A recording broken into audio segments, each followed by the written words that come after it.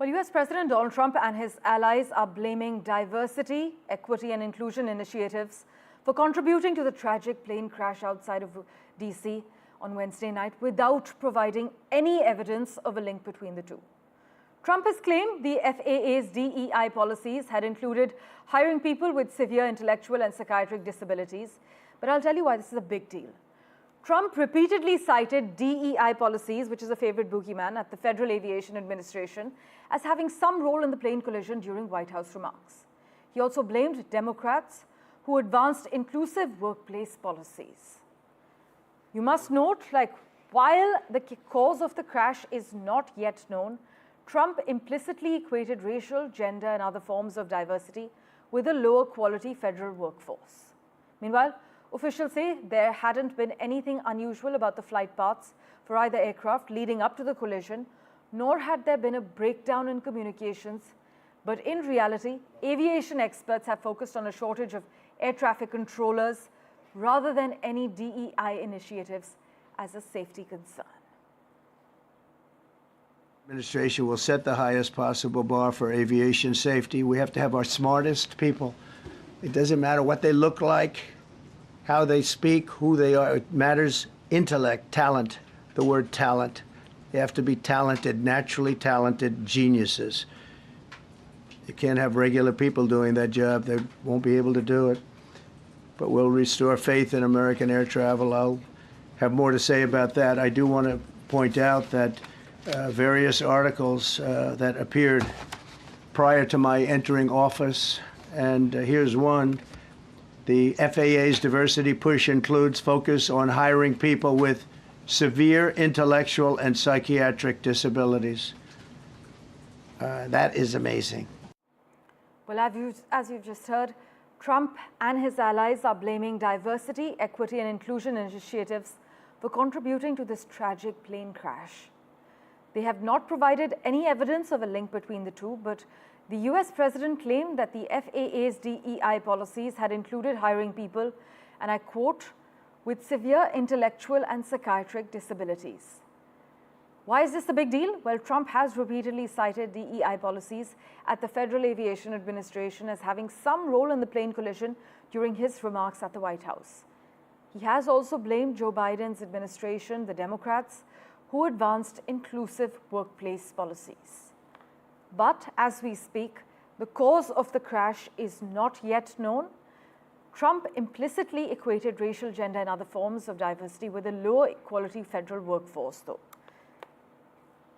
Meanwhile, officials say there had not been anything unusual about the flight paths for either aircraft leading up to the collision, nor had there been a breakdown in communications.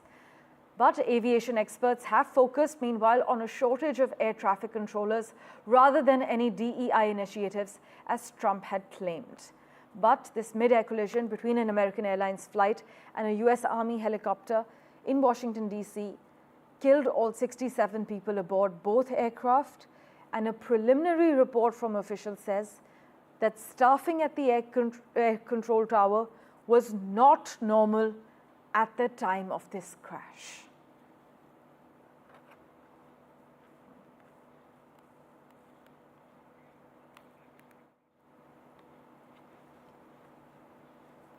Blackjack 3, can you return to base?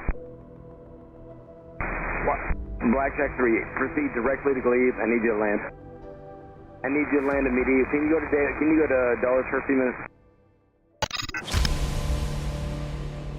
In one of Washington's deadliest disasters in decades, an American Airlines plane carrying 60 passengers and 4 crew members crashed after a mid-air collision with a US Army helicopter.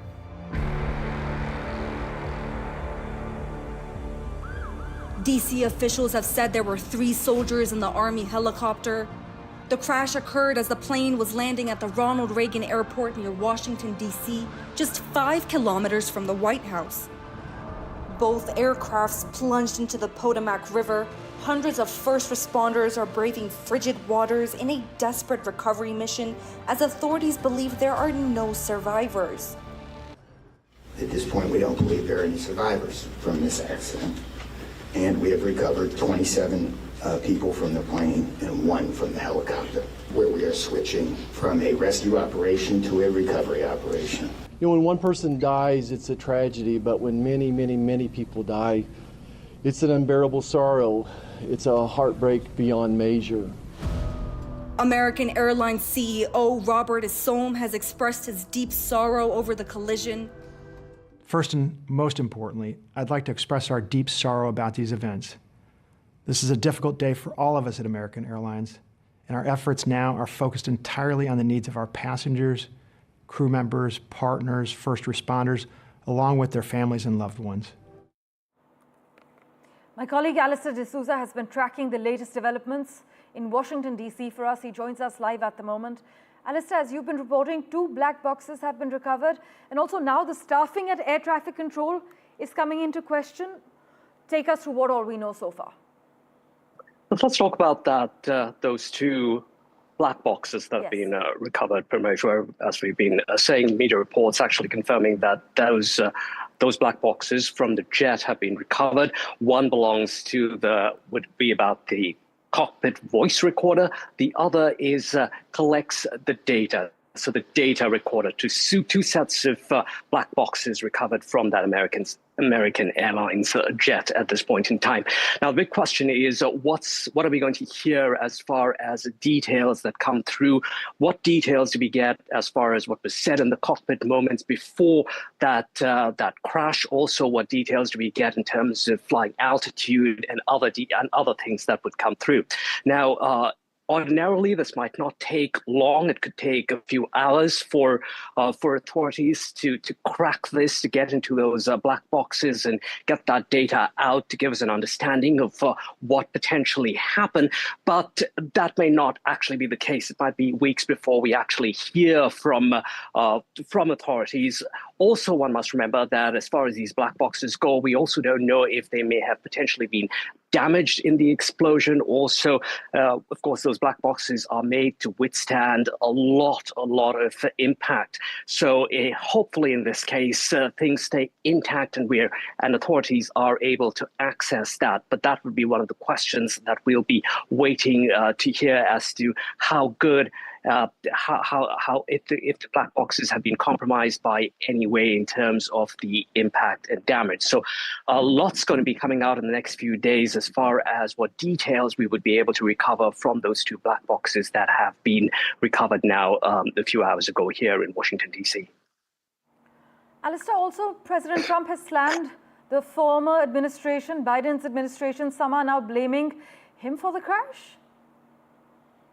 Yeah, so in a press conference, President Trump actually went out and blamed President Obama and President Biden for certain initiatives that they put into place. This whole diversity issue, DEI, is a big hot button issue here in the United States. Just a few days ago, after he was sworn in as President of the United States for the 2nd time. That was one of those executive orders that he went down on, deciding that none of these diversity initiatives in government programs should continue. They should be immediately seized. And for some reason, President Trump had decided during this press conference that he's going to tie the fact that these diversity initiatives are in place in various government officials, in places like airports and government jobs or in federal jobs, that somehow this crash was tied to that, kind of alluding that there was potentially some compromise in terms of the competency of air traffic controllers who were on duty at that point in time, and therefore a potential error on their part that led to this crash. But at the same time, that same press conference, he then went on to cast blame on the pilots of the helicopter and the aircraft, and then he went back again to blame Biden and Obama for their initiatives as far as diversity goes. So this is something that many people say has been politicized, something that he really shouldn't have been talking about at this point in time. And this is not new. Very quickly, Parmeshwar, last month when we saw that terror attack in New Orleans, Trump was quick to say that had something to do with migrants, when actually the perpetrator of the attack was born here in the United States. Alistair, as always, thank you so much for joining us with the latest information you've accessed.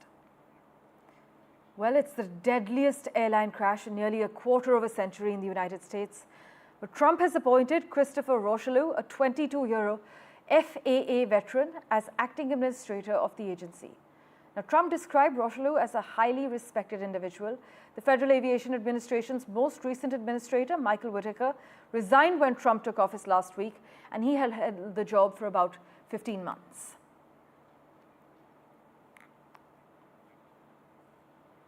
Well, in other news, US officials are probing whether Chinese AI startup DeepSeek bought advanced NVIDIA semiconductors through third parties in Singapore, circumventing US restrictions on the sales of chips used for artificial intelligence tasks. Reports state that congressional offices, meanwhile, are being warned not to use DeepSeek, which is roiling the American AI market as we speak. And this, as the bipartisan leaders of an influential congressional committee has said that NVIDIA chips should be hit with tighter US export controls following revelations that the company's tech was used by Chinese artificial intelligence startup DeepSeek.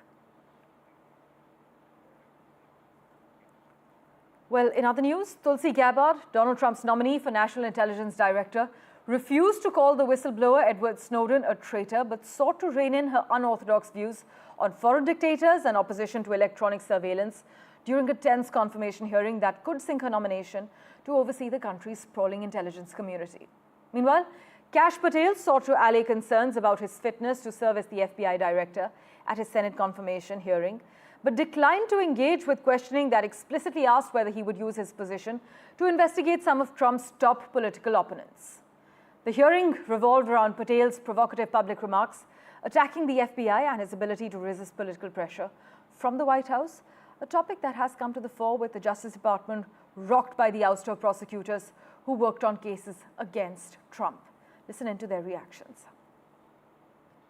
I'd like to welcome my father, Pramod, and my mother, Anjana, who are sitting here today. They traveled here to get here from India. My sister's also here, Nisha. She also traversed the oceans just to be with me here today. It means the world that you guys are here. Jai Shri Krishna. The priority of the FBI, if I'm confirmed, will be to ensure that our communities are protected and safeguarded and our children have parks to play in and not needles to walk over. I went with former Congressman Dennis Kucinich, who had been there many times before and who had met with Assad before. A number of topics were covered and discussed, and to directly answer your question, yes, I asked him tough questions about his own regime's actions, the use of chemical weapons and the brutal tactics that were being used against his own people. In no way does Russia get a pass in either your mind or your heart, or in any policy recommendation you would make or not make. Senator, I'm offended by the question because my sole focus, commitment, and responsibility is about our own nation, our own security, and the interests of the American people. Well, let's switch tracks now. NASA has green-lighted the Axiom 4 mission to be piloted by India's group captain, Shubhanshu Shukla.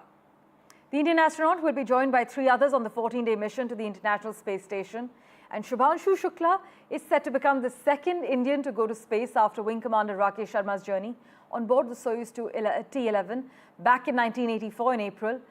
He will take on the role of pilot on the Axiom Mission 4, which will go to the International Space Station from NASA's Kennedy Space Center in Florida no earlier than spring 2025. News and updates continue in a moment right after this very short break. Don't go anywhere.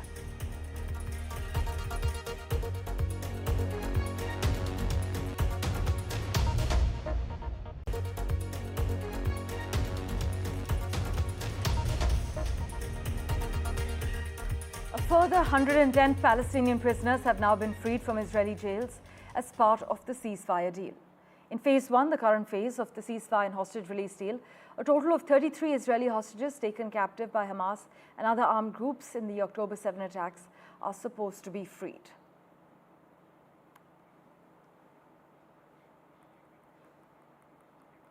By the way, Donald Trump has signed an executive order to combat anti-Semitism that asks agencies to explore ways to deport pro-Palestinian activists, including student protesters. The US President's order instructs federal agencies to identify available civil and criminal authorities in order to combat anti-Semitism, specifically by deporting resident aliens such as students with visas who were found to have broken the law during protests.